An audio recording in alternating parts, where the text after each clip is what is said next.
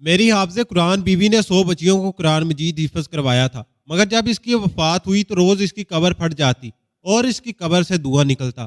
میں روز اپنی بیوی کی نئی قبر بنوا کر آتا۔ لوگ پوچھتے کہ اس نے کون سا گناہ کیا تھا جس کی اسے سزا مل رہی ہے۔ میں نے اپنی ساس اور سالی سے پوچھا تو میری سالی نے روتے ہوئے مجھے اپنے کمرے میں لے گئی اور کمرے کا دروازہ بند کر کے اس نے مجھے ایک ایسی چیز دکھائی کہ میرا کلیجہ پھٹ گیا، کیونکہ میری شادی کو 6 سال گزر گئے تھے اور میری بیوی نہایت خوبصورت اور نیک سیرت تھی۔ ان 6 سالوں کی رفاقت میں اس نے مجھے کبھی کوئی شکایت کا موقع نہیں دیا تھا۔ میری بیوی حافظ قرآن تھی اور شادی سے پہلے اس نے 100 بچیوں کو قرآن مجید حفظ کروایا تھا، جس کی وجہ سے مجھے ہر وقت یہی سوچ کر خوشی ہوتی تھی کہ میری بیوی کی صرف دنیا ہی نہیں بلکہ آخرت بھی آسان ہوگی اور وہ یقیناً میرے بچوں کو بھی اچھی تربیت کرے گی۔ ہم دونوں میاں بیوی کو بچوں کا بہت شوق تھا، مگر شادی کو اتنا وقت گزر جانے کے بعد بھی ہماری اولاد نہیں ہوئی تھی۔ اب میں مایوس سا ہونے لگا تھا اور ایسے موقع پر عموماً لڑکیاں سب سے پہلے ناامید اور دل برداشت ہونے لگتی ہیں، مگر میری بیوی اپنی اداسی ظاہر نہیں کرتی تھی اور صبر سے وقت گزارتی رہی تھی۔ پھر شادی کے اتنے سالوں بعد اللہ کو میری سنی تو اللہ کو میری بیوی کا صبر پسند آ گیا تھا اور ہمیں اولاد کی خوشخبری ملی۔ میں ان دنوں بہت خوش تھا اور اپنی بیوی کا بہت زیادہ خیال رکھ رہا تھا، کیونکہ ڈاکٹر نے کہا تھا کہ میری بیوی کو بہت زیادہ احتیاط کی ضرورت ہے۔ میرا بس نہیں چلتا تھا کہ میں اپنی بیوی کو بستر سے نیچے نہ اترنے دوں۔ ہماری بہت زیادہ احتیاط اور دعاؤں کے باعث اللہ تعالیٰ نے ہمیں صحت مند اور پیارا سا بچہ دیا تھا، مگر بچہ پیدا ہوتے ہی میری بیوی کی طبیعت ایک دم بگڑ گئی تھی۔ میں نے ایسا تو بالکل نہیں سوچا تھا کہ بچہ ہوتے ہی میں اپنی بیوی کو کھو دوں گا۔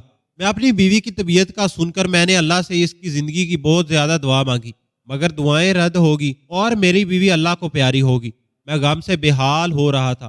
سب جاننے والے میرے لیے افسوس کا اظہار کر رہے تھے اور میں غم زدہ سا ایک کونے میں بیٹھا ہوا تھا۔ جب غسل وغیرہ دے کر تدفین کے لیے ہم قبرستان پہنچے تو آسمان پر بالکل سیاہ بادل پھلا ہوا تھا اور دن کے وقت بھی ایسا لگ رہا تھا جیسے رات ہوگی ہو۔ یوں ہی میری بیوی کو دفنایا گیا۔ نہایت تیز بارش شروع ہوگی اور ایسی طوفانی ہوائیں چلنے لگی کہ سب حیران و پریشان رہ گئے۔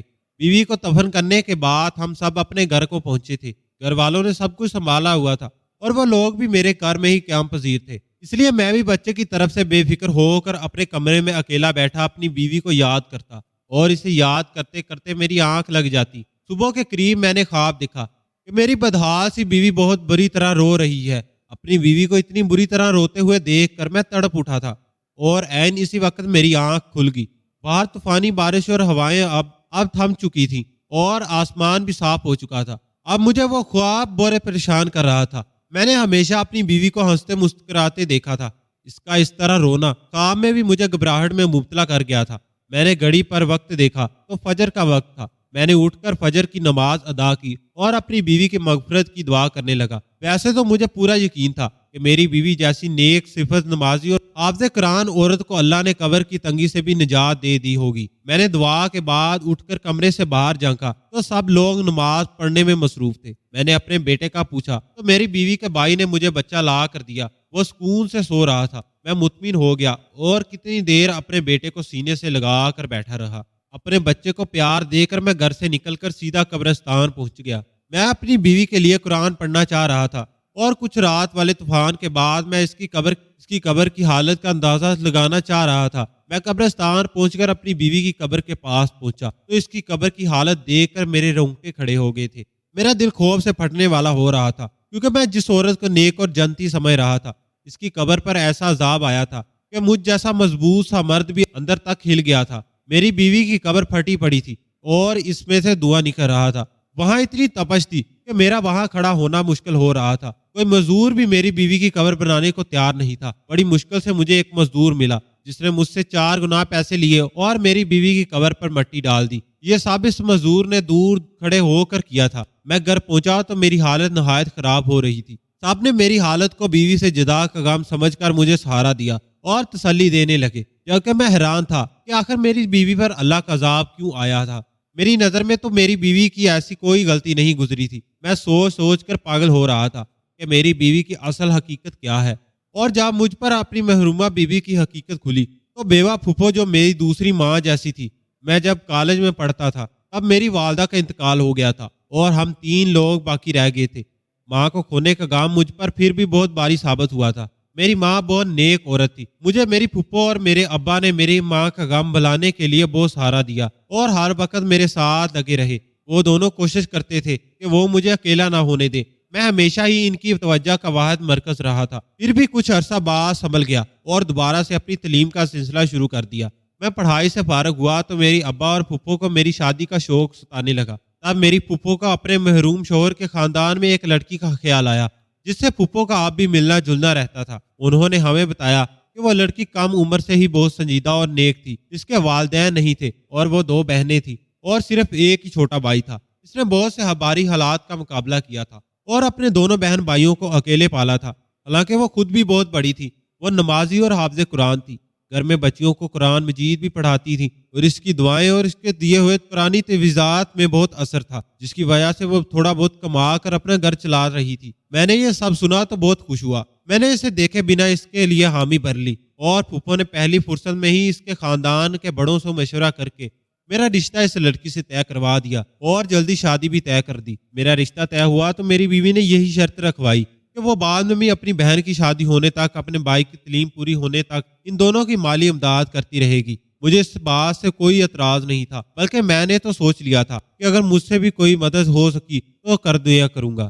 رشتہ طے ہونے کے بعد ہماری شادی کر دی گئی. میں نے اپنی بیوی کو دیکھا تو اس کا اسیر ہو گیا. وہ نہ صرف اچھی سیرت کی مالک تھی بلکہ بہت خوبصورت تھی. اس کے ساتھ چند دن رہ کر میں اس کے بہت قریب ہو گیا. وہ ہمیشہ دوسروں کی مدد کرنے کو تیار رہتی تھی. میری بیوی عین پھپھو کی بتائی ہوئی باتوں جیسی ہی تھی. اس نے کبھی مجھے کوئی پریشانی نہیں دی تھی اور میرے آرام و سکون کا بھی خیال رکھتی تھی. ہمارے گھر میں خوشحالی اور سکون تھا. بس صرف اولاد کی کمی تھی جو مجھے محسوس تو بہت زیادہ ہوتی تھی مگر اپنی بیوی کے صبر سے مجھے بہت سہارا ملتا تھا.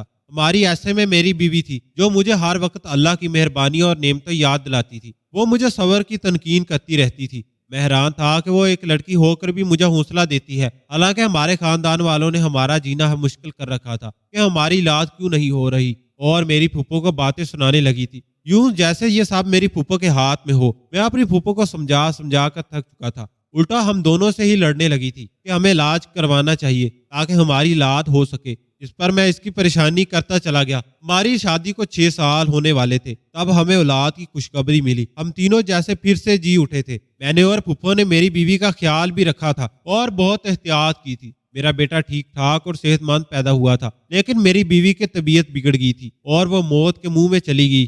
یہ سب بہت اچانک ہوا تھا اور میں اس صدمے کے لیے بالکل تیار نہیں تھا. اپنے بچے کی تربیت کے حوصلے میں نے اپنی بیوی کو بہت منصوبے بنائے ہوئے تھے مگر موت کسی کے ارادوں اور مرضی کے محتاج ہی کب ہوتی ہے جس کا جب وقت آ جائے اسے اللہ کے پاس لوٹ کر جانا پڑتا ہے.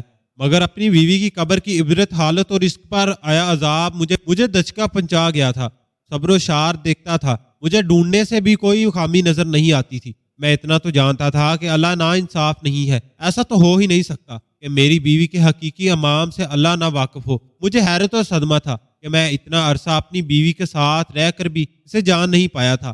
مجھے دکھ بھی تھا کہ اگر میری بیوی کوئی گناہ کر بھی رہی ہے تو کاش مجھے پہلے پتہ چل جاتا تاکہ میں اسے اس گناہ سے روک لیتا اور اس عذاب سے بچا لیتا. میں پچھتاوے میں مبتلا تھا.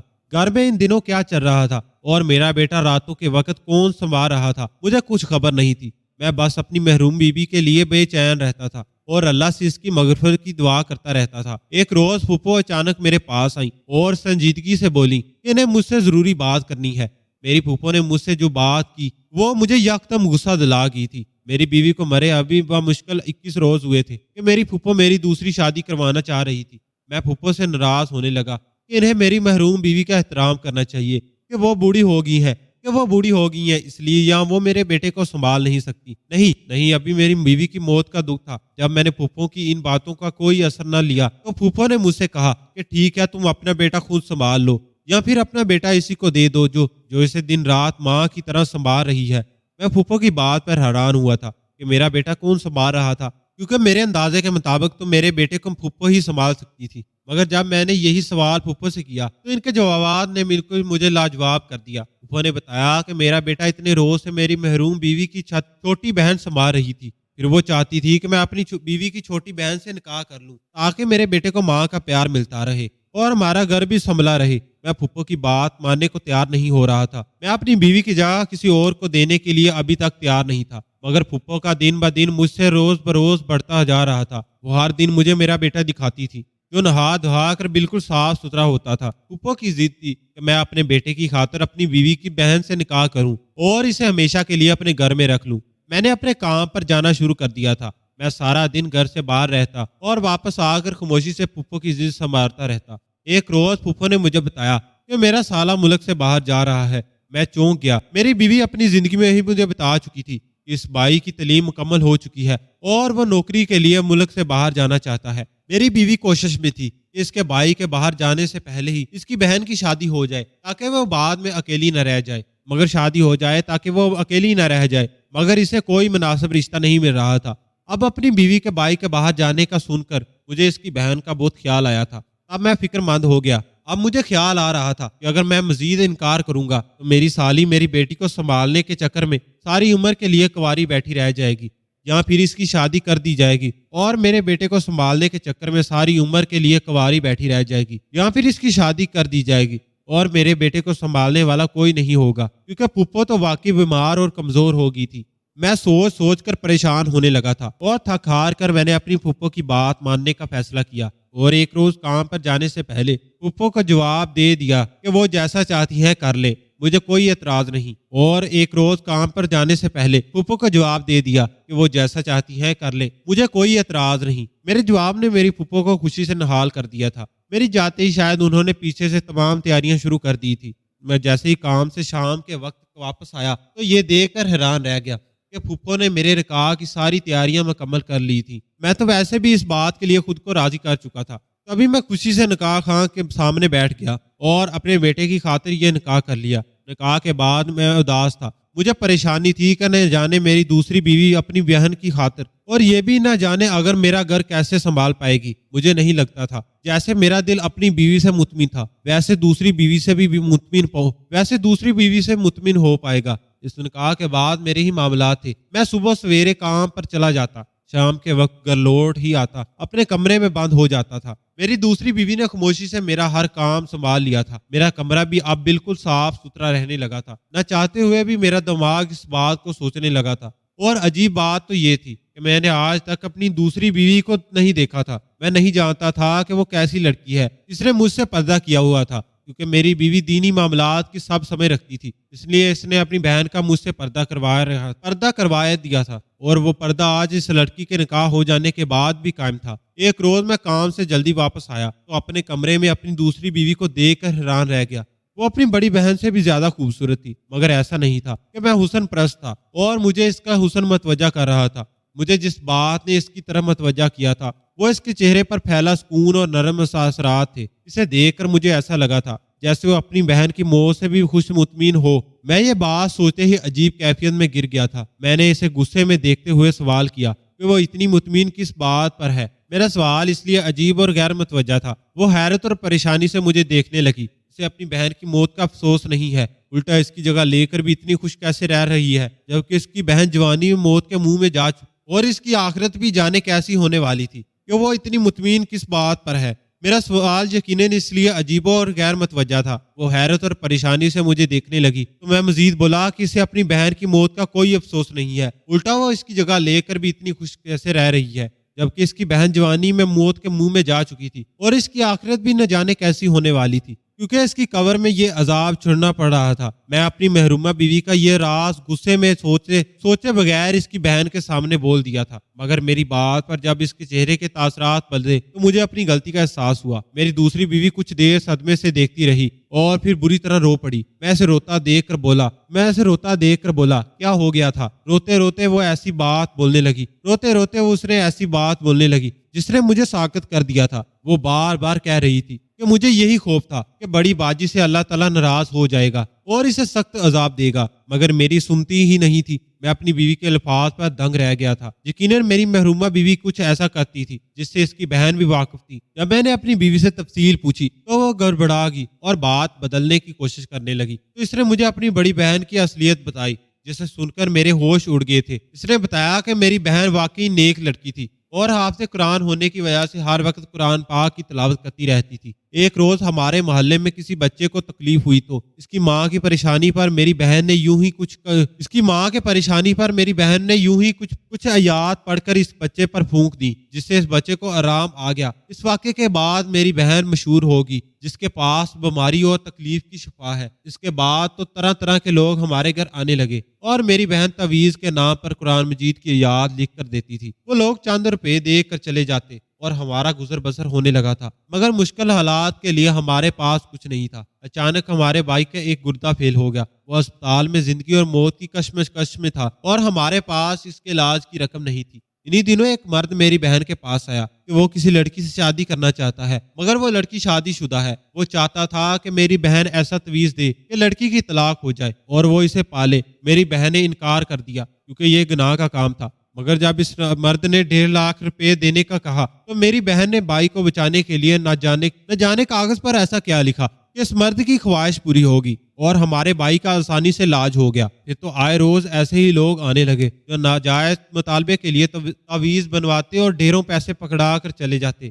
ایک روز میں نے چھپ کر اپنی بہن کو وہ تعویذ بناتے دیکھا تو میرے سر پر آسمان گر پڑا، کیونکہ میری بہن کاغذ پر قرآن الٹا لکھ رہی تھی اور یہ کالا علم تھا۔ میں دکھ سے پاگل ہوتی، میری بہن کو روکنے لگی، اسے سمجھانے لگی وہ توبہ کر لے۔ وہ بولی کہ اگر میں ایسا نہ کرتی تو ہمارا بھائی کب کا مر جاتا۔ میں اس بات پر غصہ ہو گئی تھی، اس سے تو اچھا تھا ہمارا بھائی مر جاتا، مگر وہ یہ حرام کام نہ کرتی۔ زندگی موت تو اللہ کے ہاتھ میں۔ اپنی بہن کو بہت سمجھاتی رہی، مگر اب وہ لالچ میں آ چکی تھی۔ وہ اتنی نیک تھی کہ روحانیات پا چکی تھی، مگر اس نے پیسوں کے لالچ میں سب کچھ گوا دیا۔ اس کی زندگی بھی اچھی تھی، وہ نماز قرآن پاک بھی پڑھتی تھی، حتیٰ کہ توبہ کی مہلیت دے پناہ ہی موت دے دی اور سخت عذاب دے دیا گیا، اور میرا کہا سچ ہو گیا۔ میں گمسم ہو گیا تھا۔ میں اپنی بیوی کو اتنا نیک سمجھتا رہا اور وہ صرف دنیاوی پیسے کی لالچ میں اتنا بڑا گناہ کرتی رہی، اور میرے سامنے بیٹھی میری دوسری بیوی اس جیسی حافظ نہ ہونے کے باوجود اللہ کا خوف رکھتی تھی۔ اللہ تعالیٰ نے مجھے اب اصل میں نیک بیوی سے نوازا تھا۔ کالا علم کروانے والے اور کرنے والے دونوں کے لیے اللہ